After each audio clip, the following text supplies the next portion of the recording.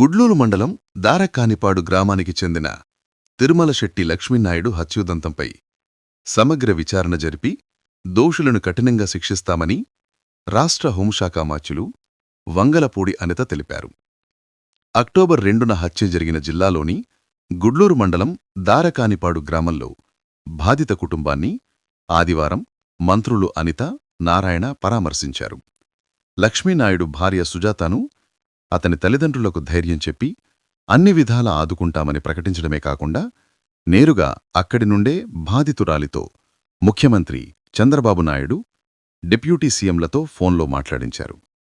ఈ సందర్భంగా హోంమంత్రి అనిత, పట్టణాభివృద్ధి మరియు పురపాలక శాఖ మంత్రి నారాయణతో కలిసి మీడియాతో మాట్లాడుతూ లక్ష్మీనాయుడు హత్య దురదృష్టకర సంఘటనయని, ఆర్థిక లావాదేవీలే కారణమని ప్రాథమిక విచారణలో తేలిందని, హత్య చేసిన నిందితులు, అందుకు ప్రేరేపించిన వ్యక్తులపై సమగ్ర విచారణ జరిపి కఠినంగా శిక్షిస్తామన్నారు. నిందితులను ఇప్పటికే అరెస్టు చేసి రిమాండుకు పంపడం జరిగిందన్నారు. బాధితురాలికి ప్రభుత్వం అండగా ఉంటుందన్నారు. అయితే ఆడబిడ్డ ఆవేదన, అతని తల్లిదండ్రుల కడుపు కోతను గమనించి హత్యను రాజకీయం చేయవద్దని అందరికీ నమస్కరించి చెబుతున్నామన్నారు. క్రిమినల్స్కు కులమతాలు ఉండవని, హత్య చేసిన వారిని కఠినంగా శిక్షిస్తామన్నారు. భర్తను కోల్పోయి విషాదంలో ఉన్న సుజాత, వారి పిల్లలను ఆదుకునే విషయమై సమగ్ర నివేదిక తయారుచేసి ముఖ్యమంత్రికి అందిస్తామన్నారు.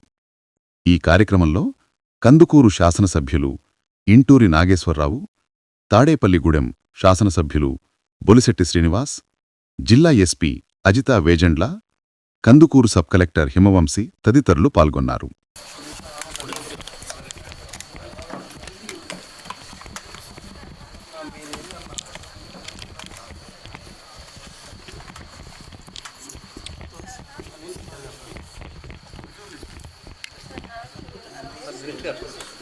నారాయణ గారు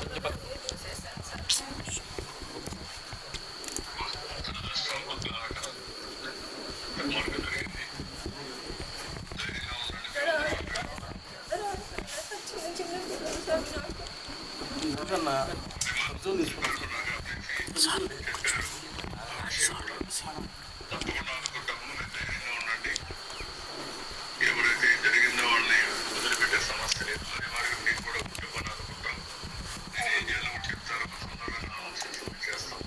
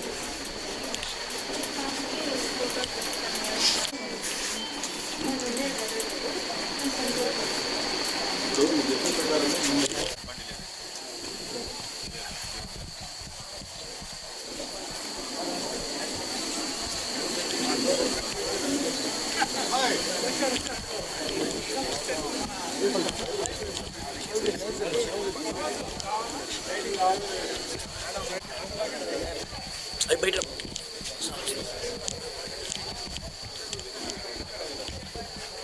సార్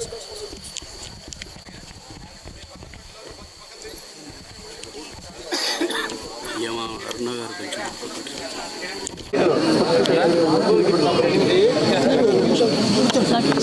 చేసుకుంటూనే ఉన్నాం. హత్య జరిగిన తర్వాత నుంచి రిమాండ్కి పంపించి మళ్ళీ వాళ్ళందరికీ కూడా కేసులు కట్టి ఈ అమ్మాయికి ఎటువంటి ఇబ్బంది లేకుండా చూసుకోవాల్సిన బాధ్యత పరంగా మేము అన్నీ కూడా డాట్ టు డాట్ క్రానలాజికల్గా మేము చూసుకుంటూనే ఉన్నాం. ఈరోజు గౌరవ ముఖ్యమంత్రి గారు అదేవిధంగా గౌరవ ఉప ముఖ్యమంత్రి గారు కూడా ఒక నివేదికను ఇవ్వాలి. ఎందుకంటే ఈరోజు ఈ నివేదికను అడగడానికి కూడా కారణం కూడా ఏంటంటే ఈ అమ్మాయికి ఏ రకంగా మనం ఆర్థిక సహాయం చేయాలి, ఈ కుటుంబాన్ని ఏ రకంగా ఆదుకోవాలి అన్న ఒక ఎత్తు అయితే, ఈ రకంగా బ్రూటల్గా చంపిన తర్వాత ఎవరూ కూడా బయట తిరగడానికి వాళ్ళ అర్హత లేదు. ఇమీడియట్గా వాడికి శిక్ష పడేదానికి, నిందితుడికి శిక్ష పడేదానికి ఎటువంటి చర్యలు తీసుకోవాలన్న దాని మీద కూడా ఒక సమగ్రమైన నివేదికను సమర్పించమని నన్ను, ఇక్కడ నారాయణ గారిని, అదేవిధంగా బొలిశెట్టి శ్రీని గారిని కూడా ఈరోజు ఎన్డీఏ కూటమి తరపున ఒక కమిటీని ఇక్కడికి పంపించడం జరిగింది. మేము ఇక్కడికి వచ్చిన తర్వాత అమ్మాయితో కూడా అన్ని విషయాలు చాలా క్లియర్గా మాట్లాడడం జరిగింది. ఆ అమ్మాయి తన సొంత సోదరితో చెప్పుకునే విధంగా ఈరోజు తన విషయాలన్నీ కూడా ఏం జరిగింది ఏంటి అనేది కూడా మొత్తం అంతా చెప్పింది. గౌరవ ముఖ్యమంత్రి గారు కూడా సాక్షాత్తు అమ్మాయితోనే మాట్లాడడం జరిగింది, తనకి భరోసా ఇవ్వటం జరిగింది. అమ్మాయిని అన్ని విధాల కుటుంబ పరంగా అదేవిధంగా అన్ని విధాల అమ్మాయిని ఆదుకుంటామని చెప్పి అమ్మాయికి భరోసా ఇవ్వటం జరిగింది. ఈ అమ్మాయి ఒకటే కోరుకుంటుంది, ఈరోజు నన్ను ఇబ్బంది పెట్టి ఈరోజు నా బిడ్డలకి తండ్రి లేని వాడిని చేశారు, నా పిల్లల్ని తండ్రి లేని బిడ్డల్ని చేశారు, నాకు అన్యాయం జరిగింది, వాడికి ఎట్టి పరిస్థితుల్లోని శిక్ష పడాలి, ఎట్టి పరిస్థితులు బయటికి రాకూడదు, నాకులాగా ఏ అమ్మాయికి కూడా జరగకూడదు అని నన్ను దండం పెట్టి అడిగింది అమ్మాయి. నిజంగా చేయాల్సిన బాధ్యత కూడా మా అందరి మీద కూడా ఉంది ఈరోజు. ఎందుకంటే ఎలా పడితే అలా ఇష్టానుసారంగా మేము చెప్పిందే వేదం, మేము ఎలా చెప్తే అలా జరుగుతుంది అనుకునే రకంగా ఉండి ఎలా పడితే అలాగ అమ్మాయిలను ఇబ్బందులు పెట్టే పరిస్థితి వచ్చి ఇలా చంపుకునే పరిస్థితులు వస్తే డెఫినెట్గా గవర్నమెంట్ చూస్తూ ఊరుకునే పరిస్థితి లేదు. డెఫినెట్గా దీని మీద మార్నింగ్ కూడా మేము మాట్లాడినప్పుడు కూడా గౌరవ ముఖ్యమంత్రి గారు అతనికి రిమాండ్లో ఉన్న అతను బెయిల్ మీద బయటికి రాకుండానే శిక్ష పడే పరిస్థితి రావాలి, దానికి తగ్గట్టుగా న్యాయ నిపుణులతో సంప్రదించండి, వీలైతే ఒక స్పెషల్ కోర్టు కూడా ఏర్పాటు చేసి ఆ నిందితుడికి శిక్ష పడేట్టు చేయాలి అని చెప్పి గౌరవ ముఖ్యమంత్రి గారు కూడా ఆదేశాలు జారీ చేయడం జరిగింది. దానికి అనుగుణంగా ఈరోజు మేమందరం కూడా పనిచేయడం జరుగుతుంది. నేను ఒకటే విన్నవించుకుంటున్నా, ఈరోజు ఒక ఆడబిడ్డ తాలూకా కన్నీళ్ళు, ఇది ఒక ఆడబిడ్డ తాలూకా ఆవేదన, ఒక కుటుంబం, ఒక తల్లి తండ్రి తాలూకా కడుపు కోత. దీన్ని అనవసరంగా నేను ఒక్కటే విజ్ఞప్తి చేస్తున్నా, యాజ్ ఏ హోమ్ మినిస్టర్గా విజ్ఞప్తి చేస్తున్నా, అట్ ద సేమ్ టైం ఒక మహిళగా కూడా విజ్ఞప్తి చేస్తున్నా, ఒక తల్లిగా కూడా విజ్ఞప్తి చేస్తున్నా, దీన్ని దయచేసి రాజకీయాలకి చేయకండి. ఇంకొకటి ఏంటంటే కులాలకి ఆపాదించి కుల రాజకీయాలు చేయాలని చేసి దీన్ని అనవసరంగా రాజకీయాలకు ఉపయోగించుకోవద్దని మిమ్మల్ని అందరినీ కూడా చేతులెత్తి నమస్కరించి నేను అడుగుతున్నా. ఎందుకంటే ఈరోజు మీకు వీలైతే అమ్మాయికి సాయం చేయండి, వీలైతే అమ్మాయికి భరోసాగా నిలబడదాం, ఆ కుటుంబానికి భరోసాగా నిలబడదాం. ఈరోజు గవర్నమెంట్ ఇన్సిడెంట్ జరిగిన వెంటనే ఇమీడియట్గా మేము తెచ్చుకున్న మా అబ్బాయికి అదుపులోకి తీసుకున్నాం. డిపార్ట్మెంట్ వాళ్ళు ఇమీడియట్గా కేసు ఫైల్ చేసుకొని పోలీస్ శాఖ తరపున మేము అన్నీ కూడా ఎంక్వైరీలు కూడా చేసుకుంటున్నాం, రిమాండ్కి పంపించుకున్నాం. ఈరోజు ఇన్వెస్టిగేషన్ కూడా చాలా వేగవంతంగా చేస్తున్నాం.